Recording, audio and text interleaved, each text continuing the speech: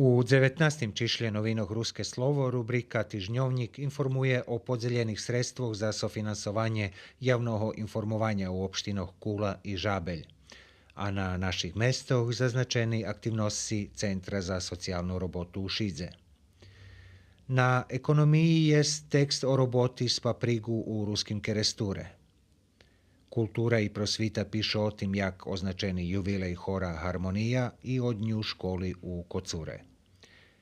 Profesijni kročaji Ivana Salonskog opisani na mozaiku, a rubrika Ljudze, rok i život predstavlja čitačom panjimatku Marusiju Rac z Bačincoh i Nevenku Bobalj, ktora na RTS-u predstavila rusku kuhnju i tradiciju.